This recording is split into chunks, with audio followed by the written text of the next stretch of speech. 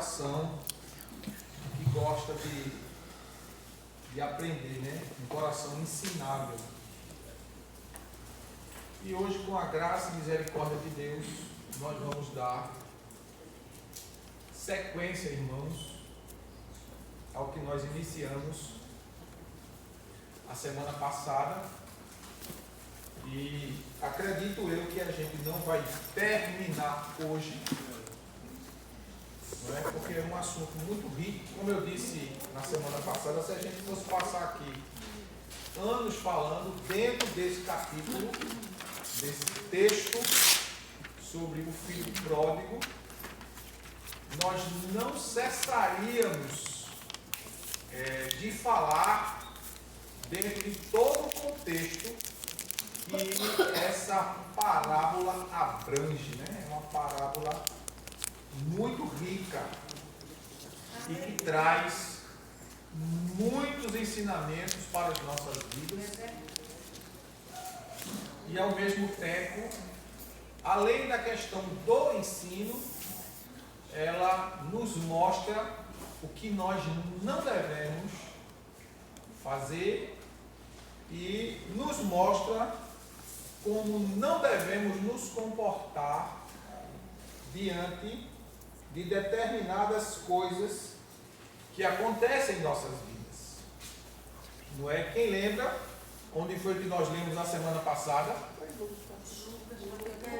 Lucas 15, a partir do versículo 11, né? Nós vamos ler hoje Lucas 15, o versículo 14 ao 16.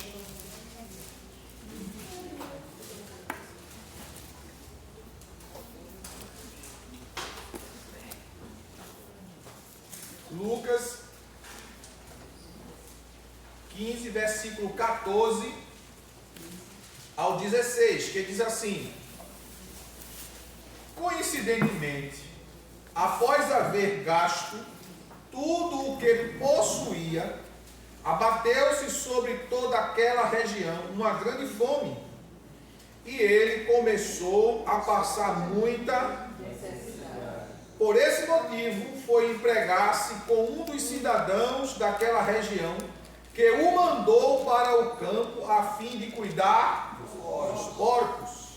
Ali chegou a ter vontade de encher o estômago com as vagens de alfarrobeiras com as quais os porcos eram alimentados. No entanto, ninguém lhe dava absolutamente nada. Poder sentar. E aí, essa parábola, irmãos, nos traz lições muito fortes. Lembra-se que na nossa introdução a semana passada, nós falamos um pouco sobre a questão da divisão da herança, não é? E dentro desse contexto de herança,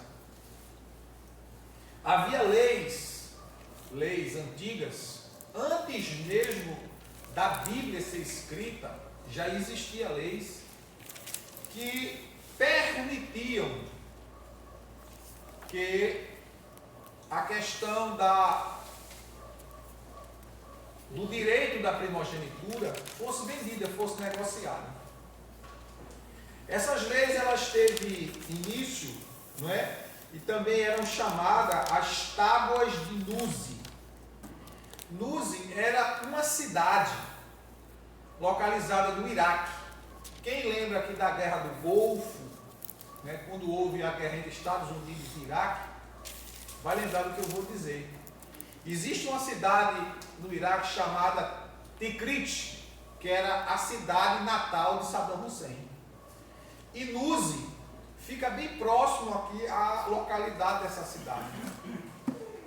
E lá foi onde surgiu as primeiras leis que falavam sobre o direito da primogenitura. Também existiam as chamadas as leis de Lassa ou as leis de Hammurabi, que também eram chamados de Código de Hammurabi, que passaram a existir no período babilônico antigo e da Assíria, no período assírio médio. Já codificavam o recebimento e até a venda do direito da primogenitura. Prática ainda mais antiga. A expressão hebraica para esse comportamento antigo era Begor Bekihorá, proveniente da raiz bancar, que quer dizer ser cedo, ou seja, eu tenho direito a receber a herança da primogenitura, mas eu só posso receber quando meu pai morrer. Então meu pai está vivo, está saudável, então eu preciso disso cedo, para poder negociar com aquilo que eu vou receber. Então por isso que significa bacar, significa ser cedo, eu preciso receber mais cedo esse direito, essa herança. Não é? E dá a entender, tem um sentido de um nascimento de um novo dia, de uma nova oportunidade para desenvolver, para prosperar. E tem grande significado para o pensamento hebreu, porquanto o filho mais velho é considerado como as primícias do vigor da juventude do pai. Gênesis 49:3 fala sobre isso. Receber uma porção dupla de uma herança era também um equivalente a ser o sucessor. Por que eu estou repetindo algumas coisas que eu falei a semana passada? Para que vocês memorizem, aprendam. Porque se você ouve, entende, aprende, compreende, você não esquece. Vai ficar melhor para você praticar o que você ouviu, colocar em prática. Então, a questão de receber a herança de forma dupla dava o direito daquele que sucedia o pai ser o comandante da família. Ele guiava a família, ele era responsável por cuidar da mãe, repartir entre seus irmãos o restante da herança e administrar toda a família, não é? Isso dava o direito de ser o líder, o cabeça da família. Isso também nos traz, irmãos, um exemplo da questão do ministério, trazendo isso para o lado espiritual. Isso nos mostra também a questão de Eliseu. Vocês lembram de Eliseu? Quem era Eliseu? Servo de Elias. Ele servia a Deus, servindo a Elias. Muitas vezes assim a gente não serve ao homem, né? A gente serve a Deus. Lembre-se, nós servimos a Deus servindo ao próximo. E no caso aqui, Eliseu servia a um profeta, a um homem de Deus. Ele era servo de Elias. E ciente que Deus iria tomar Elias para os céus, ele pediu. Elias disse a ele: o que desejas antes que o Senhor me tome para si? Ele disse: eu quero receber porção dobrada. Eu quero receber unção dobrada do teu espírito. Ele disse: tu pode receber, se tu me ver, se tu ficar comigo até o fim, se tu ver o que Deus vai fazer comigo quando o Senhor me tomar. Ele disse: eu fico. E Elias começou a testar Eliseu, dizendo: olha, fica-te aqui porque o Senhor me enviou a Dotã. Ele disse: guarde-me o Senhor, que onde tu for eu vou. Não te deixo. E aonde Elias ia, Eliseu estava lá. Ele não apenas estava seguindo Elias, ele estava servindo a Elias. E a palavra de Deus nos mostra isso lá em 2 Reis, capítulo 2, verso 9, que quando Elias é tomado por Deus, é arrebatado pelo Senhor, Eliseu viu e acompanhou, e olhou, até que Elias sumiu, e ficou esperando, ele não saiu apressado. E ele viu a capa que vestia Elias descer. E quando desceu, caiu em terra, automaticamente ele pega, sacode a poeira, dobra, bota debaixo do bracinho e volta. Pelo mesmo caminho que ele foi, ele voltou. Só que quando ele retorna, tinha um empecilho no caminho do seu retorno. Qual era o empecilho? O Jordão, o Rio Jordão. Não é? Como ele voltar agora? Aí ele lembrou: eu tenho uma porção, eu tenho direito dobrado. Ele não foi orar. Não. Ele pega a capa, toca na água e diz: aonde está o Deus de Elias? E o Rio Jordão se abre. Não é, irmão? Glória a Deus. Então isso nos mostra, aqui nessa introdução, que a porção dobrada era uma bênção dada por Deus para aqueles que iam liderar. Por que uma porção dobrada sobre aqueles que iam liderar? Porque eles precisavam ter um certo descanso físico para que pudesse usar a mente, a cabeça.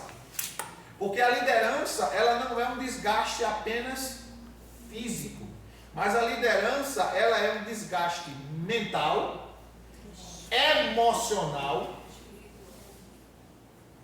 mexe muito com as emoções, com os sentimentos. E isso provoca um desgaste físico muito grande. Às vezes uma pessoa trabalha sentado em um escritório, em um computador, usando a mente, e fica mais cansado do que uma pessoa que vive trabalhando num serviço pesado, como o de pedreiro, que é um serviço muito pesado, ou até mesmo como aquelas pessoas que fazem carga e descarga de caminhões. Por quê? Porque o trabalho com a mente, ele não mexe só os braços e as pernas, é um contexto triplo. Dos irmãos têm uma ideia, uma pessoa que passa 1 hora falando de forma ininterrupta equivale a 8 horas de trabalho de serviço pesado. 1 hora falando equivale a 8 horas de trabalho pesado. Veja, Glória a Deus. isso é provado dentro da questão clínica. É o desgaste, porque não mexe só com a mente, com o corpo, mexe com a mente, com a emoção, com os sentimentos. É um desgaste triplo. Então, o primogênito recebia essa porção porque ele tinha que ter um cuidado pessoal, ele tinha que ter o cuidado da família dele, e ele ainda tinha que cuidar da mãe, que ficou sem o marido, precisava ser amparada, e ainda ia conduzir os seus irmãos. Conduzir, administrar a vida dos seus irmãos. Então, era uma lei que vigorava, era muito importante, e quem não valorizava essa lei, perdia muito. Porque quando alguém reivindicava uma herança fora do tempo determinado, e o interessante é que quem reivindicou aqui não foi o filho mais velho, foi o filho mais novo. E quando alguém reivindicava a sua herança estando o pai vivo, isso era uma forma de falta de respeito, era uma forma de dizer que não queria mais estar sobre a tutela do pai. Não queria mais estar sobre a autoridade do pai. E dentro desse contexto que nós acabamos de ler, o desejo de não mais estar com o pai gerou no filho o sentimento de pensar por conta própria. Por que pensar por conta própria? Todos nós não temos os nossos pensamentos individuais, nossas particularidades, nossos sonhos e desejos, sim ou não? Sim. Sim. Mas vamos contextualizar aqui, para você entender. Ele começou a ter um sentimento e pensar por conta própria, sem a interferência do pai, sem os princípios do pai, o que ocasionou uma forma de vida sem a base do pensamento ligado ao pai. O problema não era porque ele queria simplesmente a herança. O problema é que ele queria a herança porque ele achava que ele tinha condições de fazer tudo em sua vida sem a orientação do pai, sem a bênção do pai, sem os princípios do pai. Irmãos, quantas pessoas, por ter certa formação ou conhecimento, despreza aqueles que têm menos conhecimento, principalmente na época de hoje, né? Você já está velho, você não tem isso, não é mais da sua época, a época agora é outra. Irmãos, as épocas mudam, mas os princípios não mudam, continuam os mesmos, não mudam, princípios de Deus não mudam, são eternos. E dentro desse contexto, o pensamento do filho era ficar livre do princípio do pai. E a Bíblia diz em Romanos capítulo 12, verso 2, o apóstolo Paulo diz: e não vos conformeis com este mundo, mas transforme o vosso entendimento, para que você experimente qual seja a boa, perfeita e agradável vontade de Deus. O pensamento daquele jovem tornou-se um pensamento hedonista. Quem lembra o que é hedonismo? Que nós falamos a semana passada. Quem lembra? Hedonismo é uma doutrina, uma filosofia que defende a busca do prazer a todo custo. Eu quero fazer do meu jeito. Eu não quero fazer mais do jeito que meu pai me ensinou. O jeito que papai faz é um jeito muito arcaico, muito demorado, muito antiquado, do tempo dele. Eu estou em outro tempo.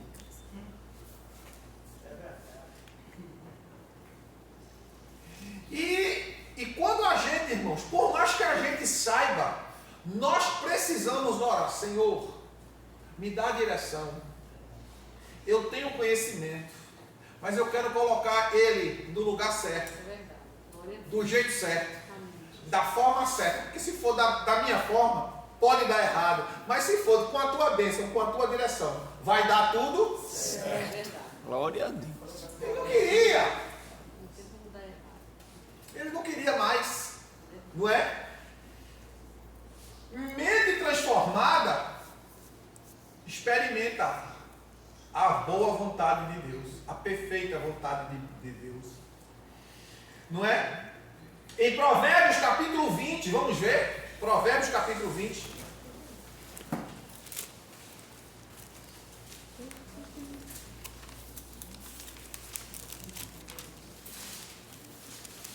Versículo 18.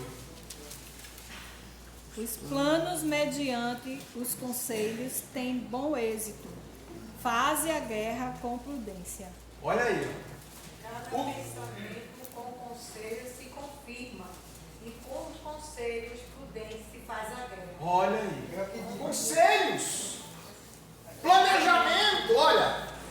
Os planos realizados mediante sábios conselhos têm bom êxito. Sábios conselhos traz bom êxito. Mas ele não queria ouvir o conselho do pai. Não queria. Não quero mais ouvir. Não respeitava mais a opinião do pai. É um perigo. Capítulo 24 ainda de Provérbios, versículo 6. Provérbios 24 e 6 diz assim: quem parte para a guerra necessita de Prudência. olha, quem parte para a guerra necessita de oração estratégica, pois com muitos conselhos se conquista a vitória. Quem parte para a guerra precisa de orientação estratégica, pois com muitos conselhos se conquista a vitória.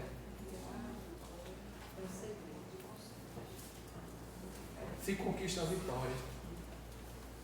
Sabedoria é isso, irmão. Você pode saber, você tem todo o conhecimento, mas quando você ouve a voz da experiência. Tinha um senhor, não é? Um mestre de obras muito antigo, que trabalhava em uma das construtoras aqui de Pernambuco. E quando foi um dia, o engenheiro-chefe da obra chegou no campo de obras, né? E chegou, começou a fazer as perguntas, usando a linguagem técnica, e ele ouvindo, pois ele não sabia nem escrever. Não sabia escrever, não sabia ler, mas era mestre de obras. E o engenheiro começou a dizer, falar assim, e ele só ouvindo. Depois que ele perguntou, o que foi isso que o senhor disse? Porque ele usou a linguagem técnica. Se o senhor não sabe o que é isso que eu falei? Não. Aí chamou um dos que trabalhava ali naquela construção, o encarregado de obras. Um dos encarregados que trabalhava junto com o mestre de obras. O dono da empresa confiava no mestre de obras, porque muitos anos trabalhando com ele, conhecia de tudo, mas ele não sabia ler nem escrever. Ele chegava e dizia, olha, tantos carros de mão de areia, bota tanto saco de cimento, o ferro é número tal, o arame é tal, e tal, faça assim. Mas ele não sabia as medidas técnicas. Ele sabia a prática. E o engenheiro chega, se interfere na obra e diz, olha, tudo que está sendo feito aí, desfaça e começa a fazer assim. E ele era o engenheiro da obra, o engenheiro-chefe, e fizeram, né? Porque ele era a autoridade lá da obra. Fizeram. E aí o mestre de obras foi ao escritório e disse, olha, doutor, o senhor é o dono da empresa, o engenheiro é um homem estudado, eu sou realmente um homem que não tenho conhecimento, não sei ler nem escrever, mas eu tenho conhecimento da obra. O rapaz lá mudou tudinho. Não me responsabilizo pelo que vai dar. Resumindo a história, tudo que foi desfeito e foi feito com a técnica, com as medidas que foram dadas pelo engenheiro, não dizendo que o engenheiro não sabia, mas porque ele interferiu em uma coisa que já estava sendo feita. Foi o que aconteceu? Deu errado. E quando deu errado, o dono manda chamar o mestre de obra e diz, olha, desmonta tudo que está sendo feito e começa de novo. E diz ao engenheiro que não vem aqui mais não. Faz do jeito do analfabeto, que já tem 30 anos construindo e que nunca deu um problema aqui com ele. Não é? Então por que, irmãos? Porque não para. Se ele chegasse lá, mestre, como foi que o senhor fez? Eu fiz assim. Ouvisse ele, mas não, ele chegou por cima. Quem sabe aqui? Sou eu. Obama.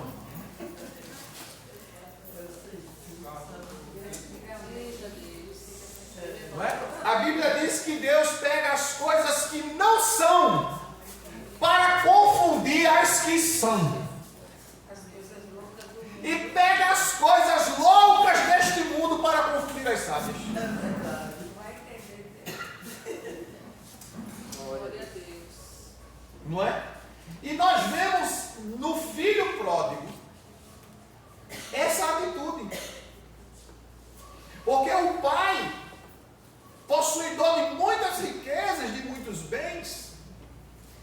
Poderia não ter o conhecimento da época do filho, mas tinha a experiência da vida, o conhecimento prático do dia a dia. E aí, irmãos, escuta bem, presta atenção, é muito sério isso que eu vou falar aqui agora para vocês. Quando começamos a pensar de forma muito solta, muito à vontade, muito livre, tudo tem que ser do meu jeito, sem parar para ouvir outros. Olha, o que é que tu acha, Adelson? Nós vamos fazer assim, assim, assim. O que é que tu acha, irmão Jorge? Assim, assim, assim. O que é que a senhora acha, irmã Marilene? Irmã Nalva? O que é que o senhor acha aqui, irmão Elza? Como é que a gente pode fazer isso aqui? Eu posso até saber. Mas se eu ouvir eles, vai enriquecer o meu conhecimento. Coisas que eu pensava que estava certo. Não, isso aqui, do jeito que o irmão Jorge disse aqui está melhor. Então vamos fazer assim?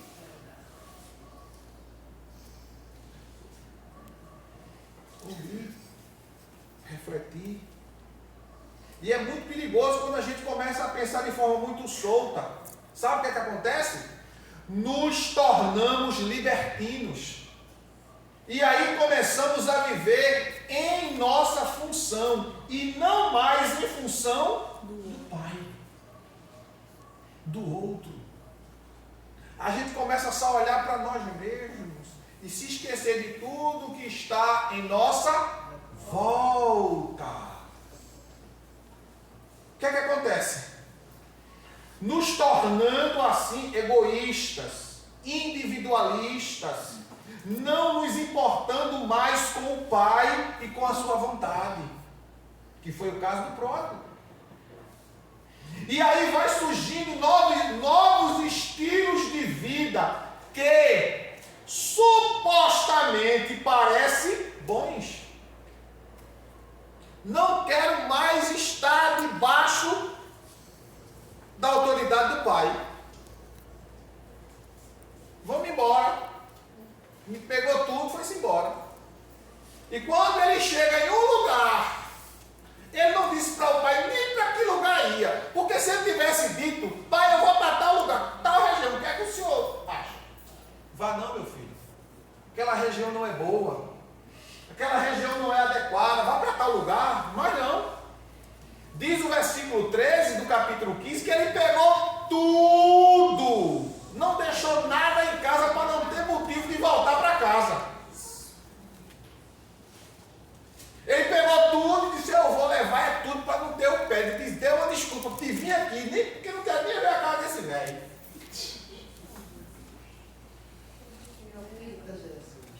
Olha, escuta.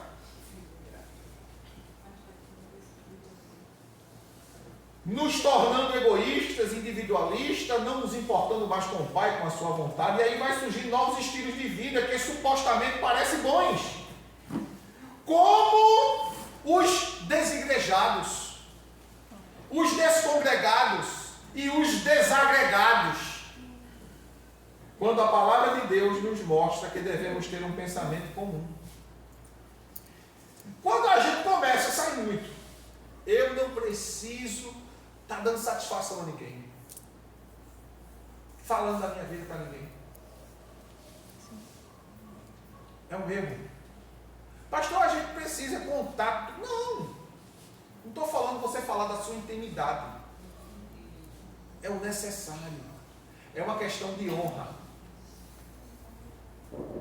É a mesma coisa quando eu vou sair para qualquer lugar. Cleide, eu estou indo para tal lugar. Eu não tenho mais pai nem tenho mãe, eu tenho uma esposa.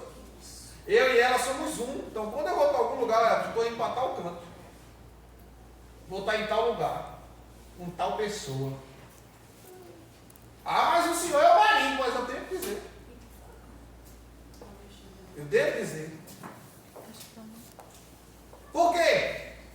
É uma questão de honra, de dever. Para onde eu vou? Com quem estou? O que eu vou fazer? Não é?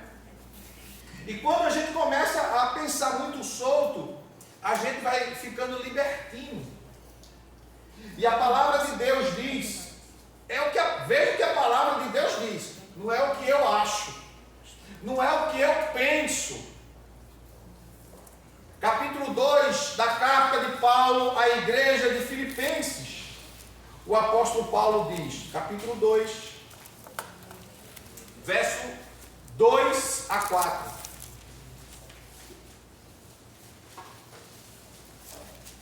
O apóstolo Paulo diz: completai a minha Alegria. tendo o mesmo modo de pensar. Olha, pensamento igual, pensamento comum,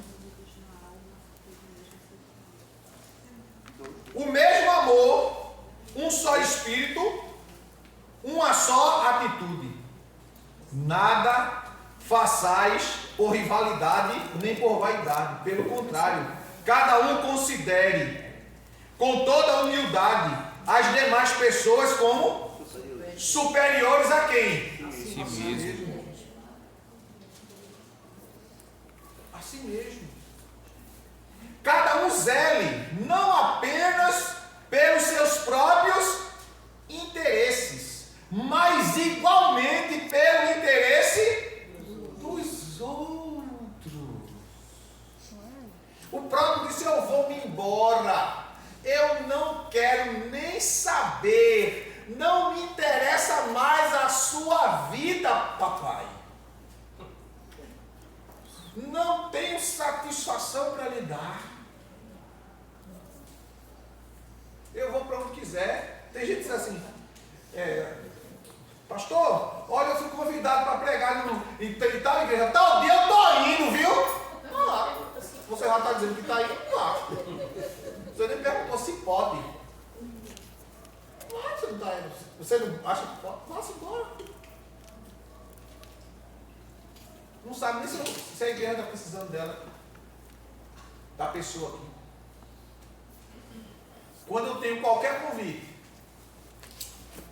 seja o que for, eu aviso antecipadamente, preparo a igreja 2, 3 meses antes, para naquele dia que eu vou embora, eu não sei nem quanto eu vou passar, se 3, 4, 5 uma semana, para a igreja saber, porque aí dá tempo os que estão na administração se programar.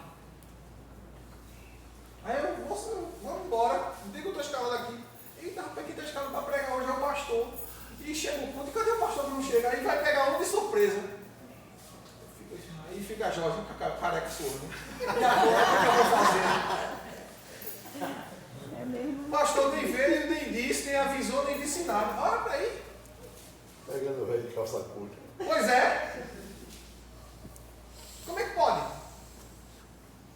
Não é? E aí a palavra de Deus está dizendo, como a gente viu aqui em Filipenses, completai a minha alegria, tendo o mesmo modo de pensar. Está falando de unidade, irmãos. De compromisso, unidade de pensamento. Eu não estou falando aqui, veja bem, para você entender. Quanto às coisas que são relacionadas à palavra de Deus, nós temos que ser um, porque nós somos um corpo. Somos membros do corpo de Cristo.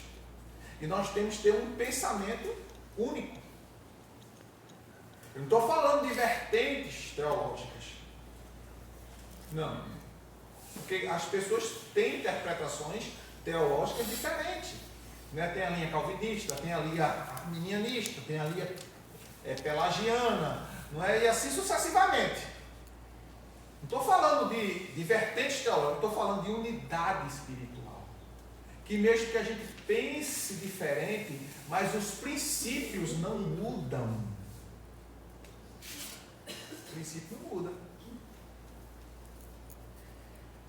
Aí Paulo diz: completai a minha alegria tendo o mesmo modo de pensar, o mesmo amor, o mesmo espírito e uma só atitude, um só comportamento, considerando os outros superiores a si mesmo.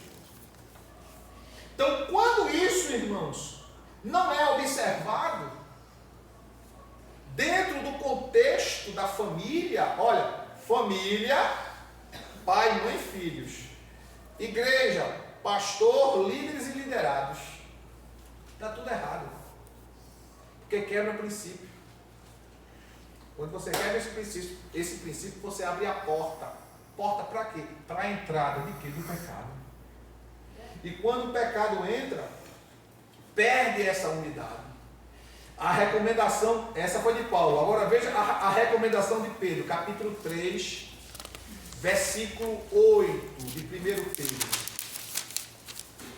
1 Pedro 3 e 8.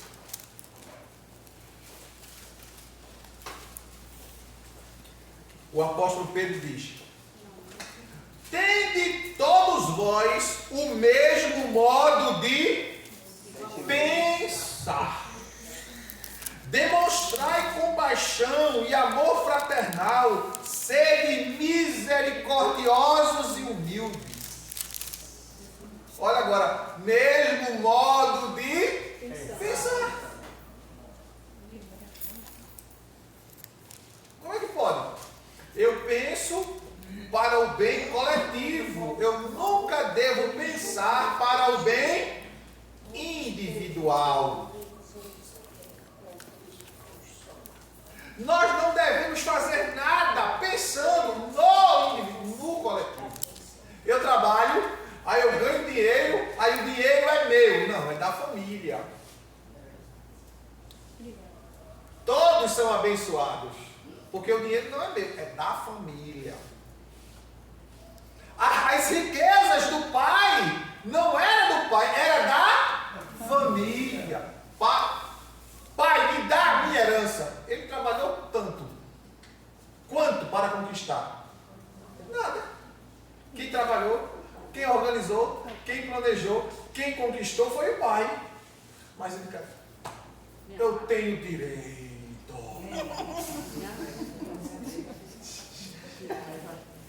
Eu tenho direito. Não é? E nesse contexto, irmãos, de pensamentos libertinos, vai surgindo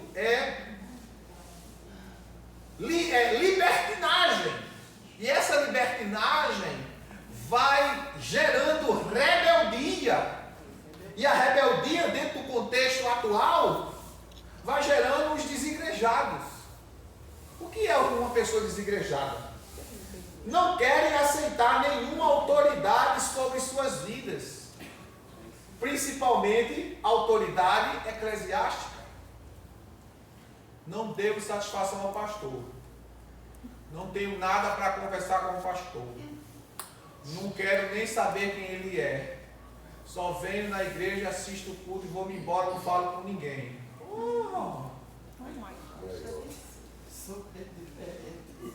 Não é? Isso quando ele vem dentro da igreja. Quando eu estou falando dos desigrejados, daquele que não quer compromisso com a igreja.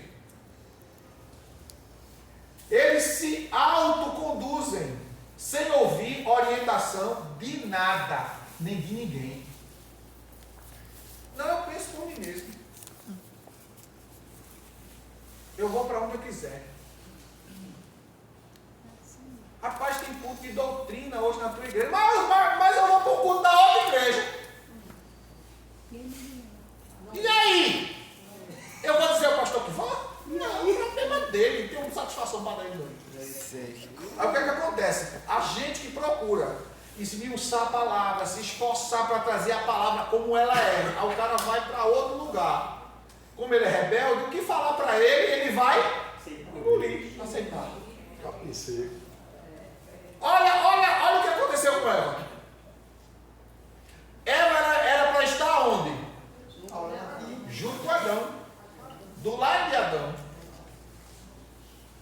Falhei uma esposa que lhe seja idônea. Acompanha ele, fica com ele, está do lado dele. Para onde ele for, tu está lá com ele. Adão lá procurando, catando os bichos para ver que nome ia dar. E Eva de papo com a serpente. E aí, minha filha? Está dizendo que essa fruta é boa? É mesmo? Mas Deus disse que não era para eu comer, não. Se eu comer, eu morro. Eu disse, que conversa, menina. Deus está aqui enrolando. Aí, ó, tem pessoas, irmão, que acreditam nas pessoas lá de fora do que daquele que está cuidando dele. Não acredita no conselho da mãe que está dizendo, minha filha, não vá por aí não. Vá por aqui, se esforce, faça assim, faça assim. Meu filho, é assim. Que nada, tu só quer ser o certo. Só tu tem razão. E todo dia, irmão, todos os dias, Deus chegava, não era Silvio que chegava no jardim, não era Deus. E aí, Adão, como é que foi o dia? Ah, Senhor, foi cansativo, mas foi glorioso. Hoje eu conheci a tal de Dona Vaca. E seu marido, o Senhor Boi. O senhor gostou desse nome que eu dei? É muito bom, Adão. E ela, o que ela fez? Olha, hoje eu não vi ela não, viu, senhor? Passou o dia todo de fora do jardim, não sei nem onde ela estava. Daqui a pouco chega ela. E aí, eu tava ali, conversando um pouquinho com a Dona Serpente. Tu tava conversando um pouquinho? Dona Serpente. E ela falou. Como assim, Eva? Pô, voz tão bonita, Deus. Tão melosa. Não é? Porque, irmão, o rebelde, ele para trazer, ele, não, meu irmão, esse negócio, não sei, tu tem que estar satisfazendo ninguém, a tua vida é tua, tu manda em tu, rapaz. Tu fala o que tu quer. Aí ela disse, quer dizer que Deus não quer que eu fique sabidinho. É feito besta. Como para tu ver? Olha, vê que coisa linda. Cheira. Mas é cheirosa. Meu Deus, Deus está me enrolando. Ó. Aquele pastor lá da igreja está me enrolando. Ele não quer que eu vá para outra para não ficar sabido como ele. Eu vou para outra. Aí quando volta envenenado e começa, vai Deus. Eu conheci uma igreja, eu disse a Deus. Lá é bom demais, Deus. Lá é grande, tem isso. Aí só fala virtude. A do vizinho sempre é melhor. Bora comigo. Bora comigo. Eu sou da DNA. Irmãos, escuta aí. Nada contra a denominação nenhuma. Eu não conheço quem é o pastor de lá. Eu não conheço se ele prega a Bíblia como ela está escrita, direitinho. Não sei se ele vai buscar o alimento como deve ser dado. Eu não sei. Porque aqui ele ensina de um jeito. Aí você vai e come de outro jeito. Quando é uma pessoa que a gente conhece, pastor, eu vou para tal igreja. O pastor lá, pode ir. Estou tranquilo. Eu sei que o pasto lá é verde e a água é límpida. Estou descansado. Mas eu vou mandar o infeliz para uma igreja dessa aí que não crê em nada. Que nega a ação do Espírito Santo. Que diz que batismo do Espírito Santo não existe. Quando a Bíblia diz, não extingais o Espírito. Não é? Não desprezeis as profecias. Ele começa, isso não existe não. Que começa a ensinar que só tem alguns que vão ser salvos. Não. Que Jesus não morreu por todos, morreu por alguns. Porque a Bíblia diz que a vontade de Deus é que todo homem seja salvo. Os homens que não vão ser salvos não é porque Deus não quer, é porque eles não querem. Escolhe o caminho errado. É o direito. Deus não impediu Eva de conversar com o capeta. Impediu? Não. Ele orientou, como eu oriento você. Se engana quem quiser. Aí surgiu esse movimento dos desigrejados que não aceita nenhuma autoridade. Não obedece a ninguém.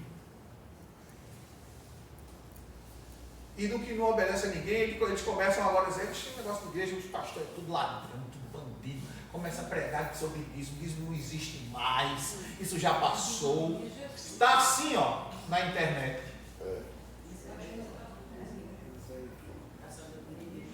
Quantos pastores aqui você já ouviu dizer siga na internet? Pouquíssimos. Quer ouvir? Já que você não quer assistir lá as pregações lá do canal do pastor da igreja, você vai assistir José Brandão. Presta. Vá assistir o Silas Malafaia, presta. O Josué Gonçalves, que presta. Subirá. Luciano Subirá, muito bom. Esse é os que eu recomendo, os outros eu não recomendo não. Já que você não assiste o canal do Pastor Silvio, assista esses pelo menos, que você vai aprender que é bom. Que eu sei que são pessoas sérias, comprometidas com a palavra. Mas não, vai e começa a procurar gente assim, desigrejada. E ainda surge outro grupo, os descongregados. Eita. Não participam dos cultos presencialmente.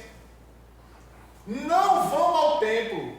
Só assistem os cultos pela internet, pela televisão, porque se não gostar da mensagem, muda. Ah, não gostei dessa pregação, não. Muda para outra. Eita, Jeová.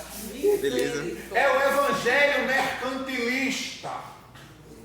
Eu quero ouvir o que eu quero. Eu não quero ouvir o que Deus tem para me dizer. Aí fica. Aí eu vou pro canal do Adelson. Aí não gosta. Não, agora eu vou pro canal do Jorge. Eu não gostei. Eu vou pro canal de Mano. Não gostei. Eu vou pro do Luciana. Não gostei. Não gostei. Eu desliga, pronto. Não gostei de ninguém.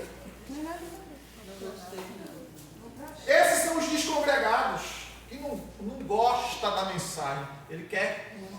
Sabe aqueles irmãos que só procuram autoajuda? Vai levar o seu ego. Olhe, você tem valor. Sua chave. Né?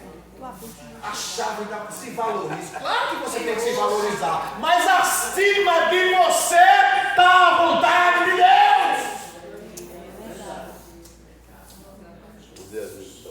A vontade de Deus é melhor.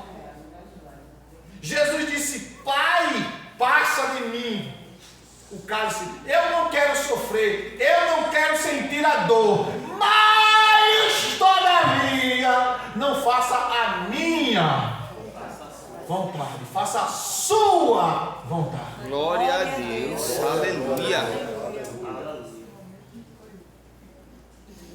Ô irmãos, como as coisas estão cada dia se afunilando. Nós estamos literalmente no período, não é, de Jesus, como Jesus fala em Mateus 24, 5, 6 e 7. Nós estamos no princípio das dores. E as coisas vão se afunilar mais ainda. Os sinais estão aí.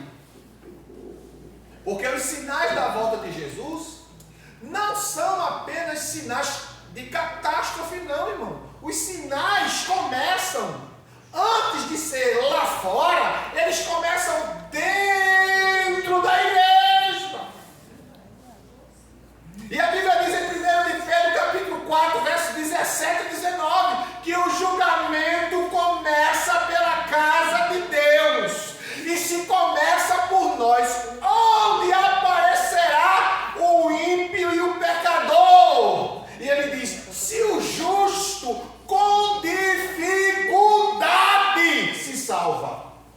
Aí ele diz: onde aparecerá o ímpio e o pecador? 1 Pedro capítulo 4, verso 17 a 19. Está escrito. E terceiro, vem os desagregados, que não querem comunhão. Era da igreja, conhecia muita gente, aí não está mais na igreja, passa na rua, não quer nem falar, quer nem conversar. Paulo diz assim: rapaz, cadê tu? Não te vi mais. Corta caminho. Corta caminho, exatamente. Não querem comunhão, não querem compromisso com nada, e nem com nada, nem com ninguém. Eu apenas agora acredito em Deus, irmão. Me decepcionei com a igreja. Eu entrei na igreja pensando que era uma coisa, mas estou completamente decepcionado, é outra. Um pecador imperfeito vem para dentro da igreja querendo perfeição, quando nem ele mesmo é perfeito. Eita, é mesmo assim. Quer ver tudo certinho. Mas o que é que você contribui para melhorar, meu filho? A mudança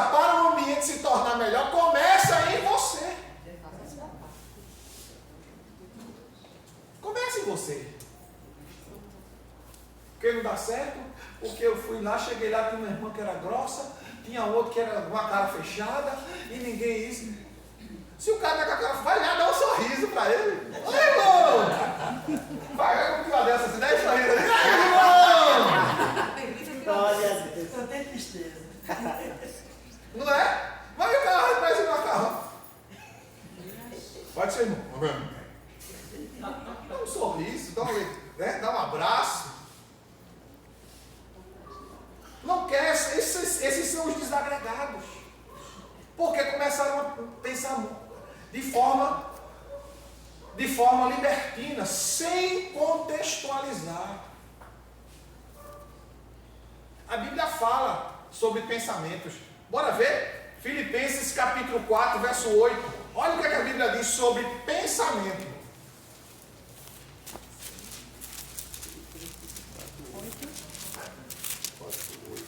4 e 8 da carta de Paulo aos Filipenses. Ele diz assim: caros irmãos, absolutamente tudo o que for verdadeiro, tudo o que for honesto, tudo o que for justo, tudo o que for puro, tudo o que for amável, tudo o que for de boa fama, se houver algo de excelente e digno de louvor, nisso pensai. Pense. É o que o texto sagrado está dizendo. É o que a Bíblia está dizendo. Não é o que eu acho, é o que você acha. Porque a pessoa vem para a igreja e quer viver da forma que ele não. É o que a Bíblia está dizendo aqui. Tem que ser por aquilo que a palavra de Deus mostra, revela. Para um pai judeu, a maior vergonha e um dos maiores castigos era ter que se aproximar de porcos, de lidar com porcos, de trabalhar com porcos. Pois, desde os tempos antigos, os judeus, eles viam a aproximação, a criação de porcos como uma coisa impura. E esses animais, eles representavam impureza, imundícia, e era sinal que a pessoa estava completamente afastada de Deus. Quando o filho pródigo saiu de casa, perdeu tudo, no verso 16, ele diz, depois de começar a trabalhar com porcos, ele queria comer o que os porcos comiam. Veja, começou agora a cuidar de porcos. E depois ele começou a querer comer o que os porcos comiam. Quando a pessoa, irmão, se afasta de Deus, ele começa a botar defeito que ele não via, ele começa agora a dizer que existe e a falar mal da igreja, falar mal dos irmãos. E nesse contexto é um sinal claro que ele está com os porcos. 2 de Pedro, capítulo 2, e verso 22, diz que aqueles que se afastam é como a porca lavada que tomou banho, que está em um lugar limpo, mas que quando solta, voltou para o lamaçal. Quem é esse porco? Olha, todo crente tem um porco dentro deles. Se vacilar, ele sai.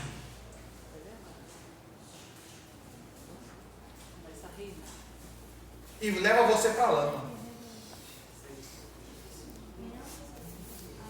É o cachorro que está lá dentro, doido para comer o que vomitou. Mas é um fato.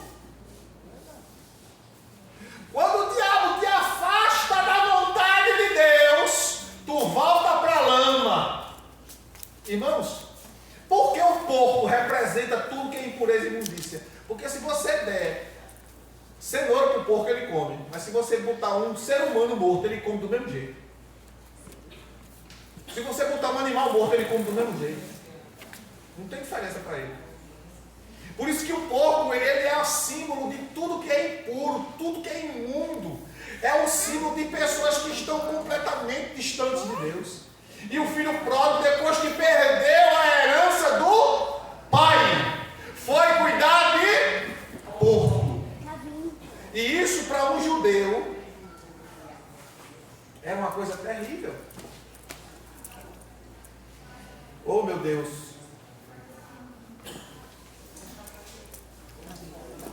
Como é difícil, né?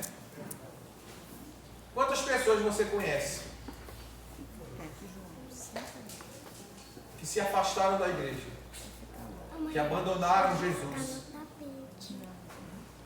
Aí diz assim, olha, veja, escuta, viu? Eu saí da igreja, não deixei Jesus não. Eita, essa história.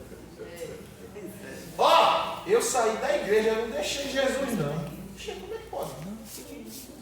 Se a igreja é a noiva do Cordeiro, a igreja é o corpo de Cristo. Como é que você está longe da igreja, mas está em Jesus? Não tem como. Eu saí da igreja, mas não deixei Jesus não. Não tem como.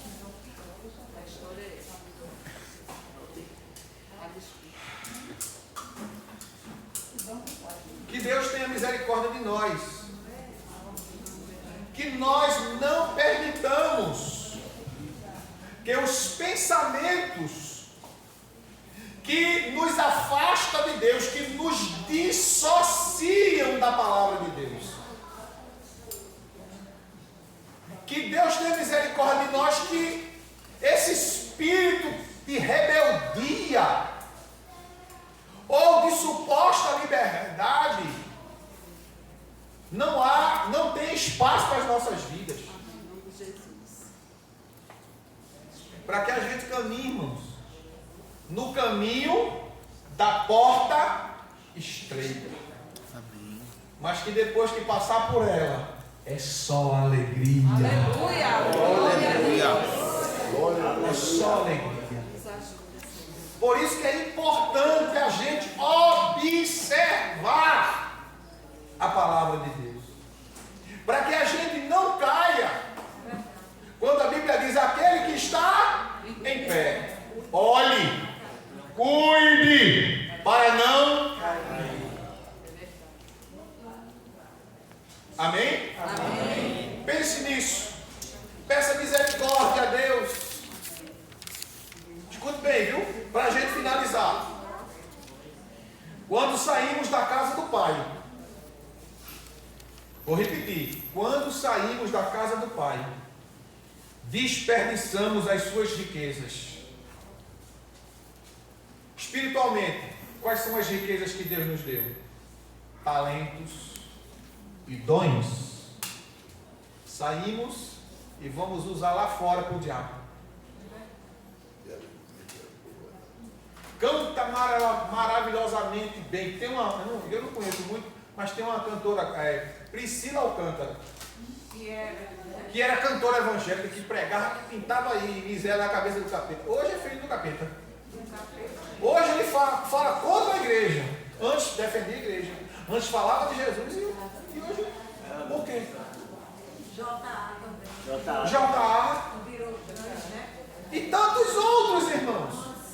Por quê? Porque começaram a pensar fora do Pai, da vontade do Pai. A Bíblia é uma carta de amor do Pai para o seu filho, contendo todas as orientações que nós precisamos ter.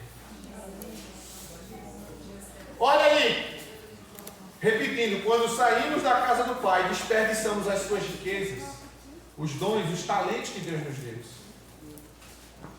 E é aí que a gente descobre a nossa miséria. Quando estamos longe do Pai, nós descobrimos o quão miseráveis nós somos. Tiago capítulo 4, verso 9. Para a gente encerrar, em nome de Jesus, eu quero orar por mim e por você, pedindo a Deus que a sua graça nos preencha. Que o Senhor nos segure com a sua graça e misericórdia. E que nós não venhamos a cair no engodo de Satanás. Querido Deus,